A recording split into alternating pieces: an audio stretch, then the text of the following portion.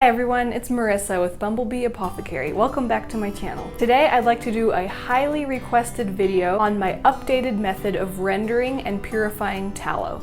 So this will be the ultimate guide to how to render tallow as well as how to purify it so that it is white and odorless and ready for whatever you want to make it into or use it for.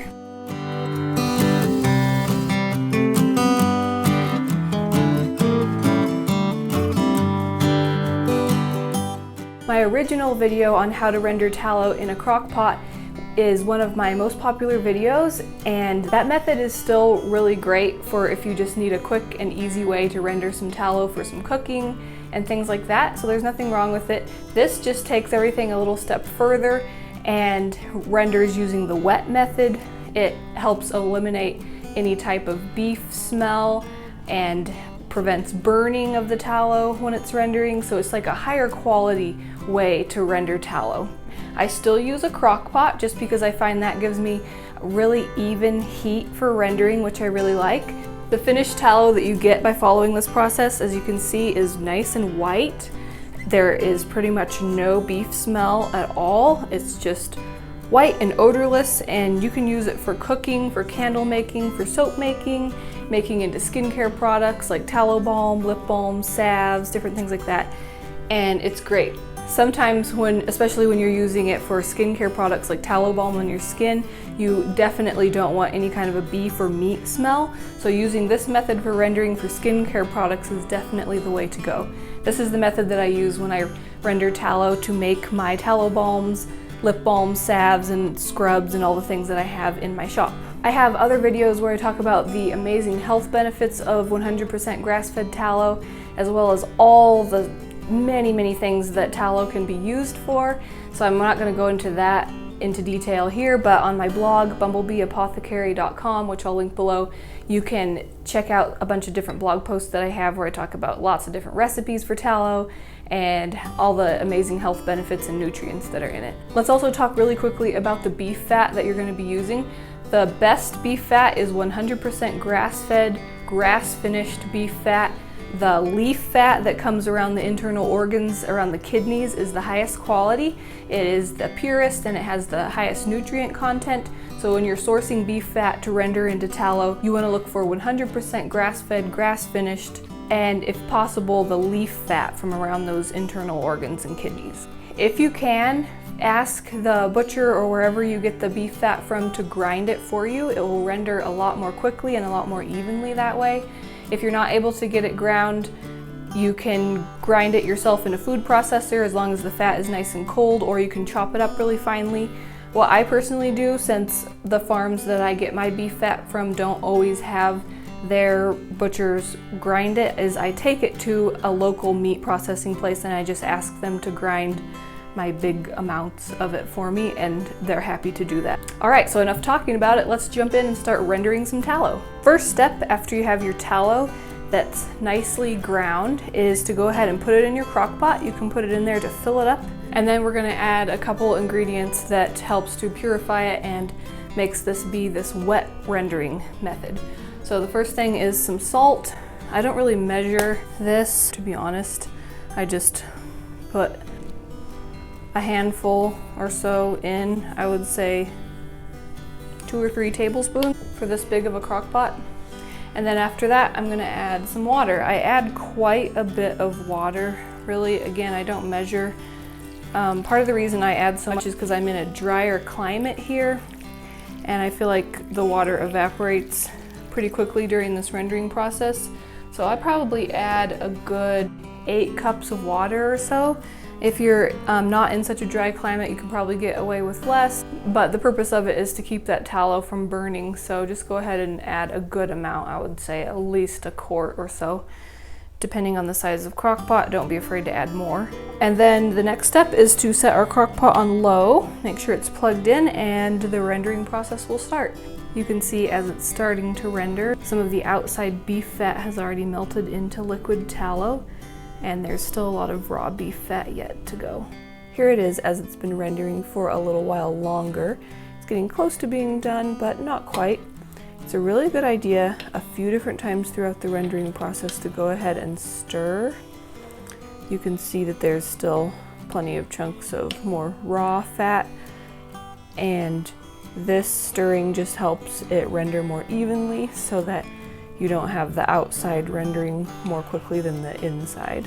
So as you can see, it's been rendering for a while. It looks pretty different from when we first put it in and from the early stages of rendering. You can see that the chunks have settled to the bottom. Those are the gristly bits that are left over, and then the tallow that has rendered out has risen to the top.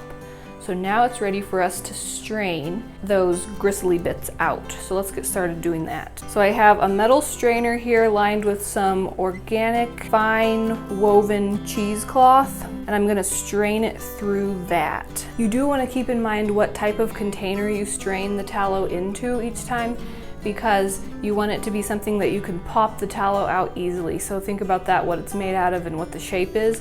I really like these metal mixing bowls because they're a little bit flexible and they're a shape that the tallow can just be popped right out. So that's what I like to use. I'm just gonna start by ladling it a bit at a time through this cheesecloth and metal strainer, and that will take out the gristly bits and then leave behind the nice hot tallow.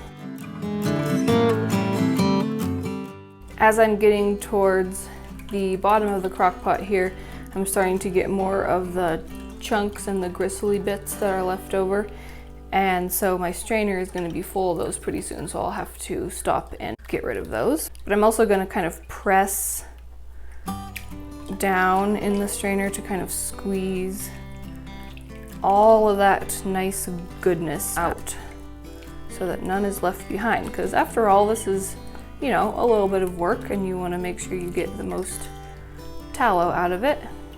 And then when the strainer is pretty full of those bits, I'm going to dump them into a bowl I have over here. And then just continue until all of the tallow is drained through this cheesecloth and metal strainer. This particular process for rendering includes that wet method like I talked about with the water, and then there's also another additional step of purifying the tallow that I'm going to show you too, which really makes a difference in helping it to be pure white and odorless and perfect for whatever you want to use it for. So once I have all of the tallow strained through the cheesecloth and the metal strainer, I'm going to put this entire bowl that contains the strained tallow and then obviously some of the water still in the refrigerator or another cool place to solidify, and then I'll show you the next step. All right, so after rendering, the tallow has chilled and hardened and solidified, and so we're going to take it out of this bowl now and go on to the purifying step. Okay, so you can see the bottom of it is got a big discolored area. That's the impurities that were pulled out. That's what the salt does. It actually pulls the impurities out into the water. So they've all settled down here on the bottom, and you can see that this water is kind of gelatinous. It's kind of brownish colored. Lots of impurities and things have been pulled out. All of those things in the other rendering method that just does it straight in the crock pot with no purifying steps, the dry method, leaves all that mixed into the tallow, so you can see why that would also contribute to kind of a beef smell. So what I'm going to do is scrape the bottom of this cake of tallow, and you'll start to see that it's much lighter. The main chunk of tallow is much lighter in color, and that brown stuff just scrapes right off, and then we can set that aside. You can feed that to birds and chickens and things like that. So we just scrape until we see only the nice pure light color.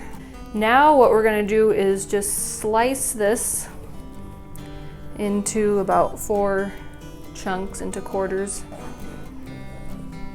and then we're going to put it right back into the crock pot.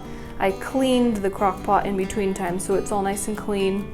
And then this is going to be the purifying step.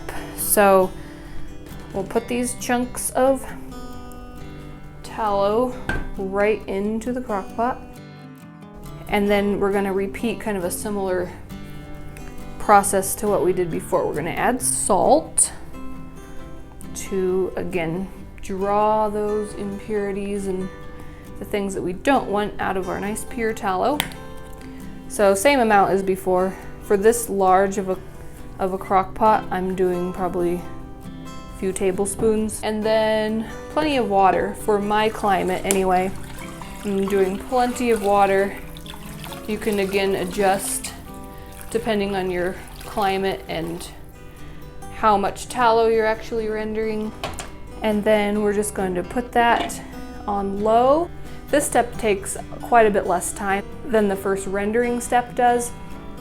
We're going to bring it to kind of a simmer and let that simmer for about an hour. And then once that has gone for about an hour at that simmering type of temperature, then we're going to strain it again. And then it should be ready to go. All right, the tallow has been purifying here for about an hour. So now it's ready to strain a second time into a bowl so that it can solidify and be separated from the water again. So I'm going to go ahead and strain again through my metal strainer lined with the fine mesh organic cotton cheesecloth. Taking both the melted tallow and the water from the crock pot together. This straining step goes a whole lot faster since you don't have the gristly chunks to deal with. It's just melted tallow and water.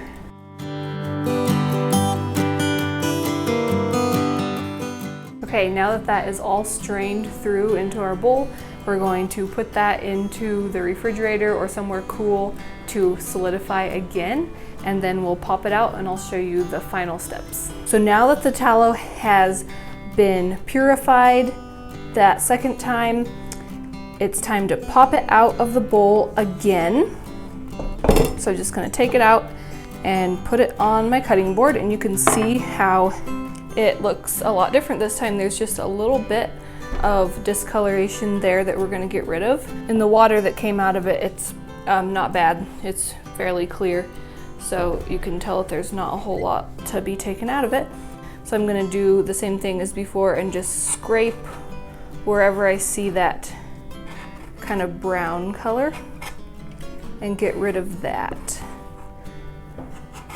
And there is kind of a brownish tinge to everything across this entire surface, so I'm just going to do a light scraping of the entire surface on the bottom side of this cake of tallow, and that will get rid of any of those impurities.